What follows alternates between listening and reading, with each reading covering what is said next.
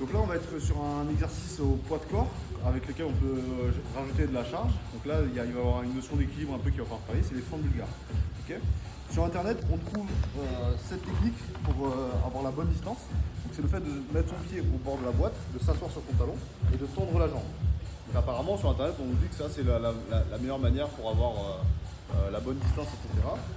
Moi, je trouve que souvent, on est un petit peu près quand on fait ça. Donc, ce que je demande souvent, c'est de faire encore un petit pas en avant. Ok. Plusieurs choses. La manière dont on va faire les fentes bulgares, ça va travailler soit plus les quadris, soit plus les fessiers. Okay. Donc là, on va descendre. Si on veut travailler plus les quadris, on va descendre vers l'avant. Donc là, je descends vers l'avant, mon genou il s'en va vers l'avant et je reste bien droit. Là, je vais travailler beaucoup les quadris.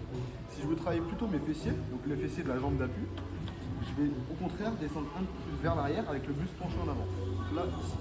Là, je descends en arrière, ma fesse elle est étirée et donc du coup, je vais pouvoir mieux solliciter mes fessiers. Hop, je pousse. Je montre avec l'autre jambe, reste là. Donc on est ici. Donc, même chose. Là, je vais engager mes fessiers, je vais descendre vers l'arrière et fléchir mon tronc.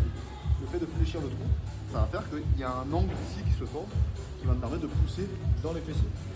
Il y a une notion de contrôle aussi et d'engagement. Il va falloir sur ce genre d'exercice toujours bien avoir une connexion entre son cerveau et le muscle qu'on cherche à travailler. Donc là, en l'occurrence, les fessiers. Il va bien falloir se contracter. Si on est détendu, relâché et qu'on ne fait pas l'effort de se concentrer, il va y avoir un travail qui sera beaucoup moins effectif. Okay.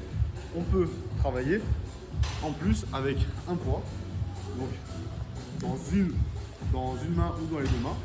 Là, on va montrer avec une main, avec la main opposée pour travailler un petit peu le gainage aussi. Donc, le poids, il va suivre le tibia. Ici, on descend et on remonte.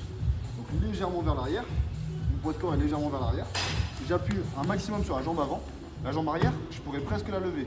On n'appuie pas trop sur la jambe arrière. Et je pousse. Okay.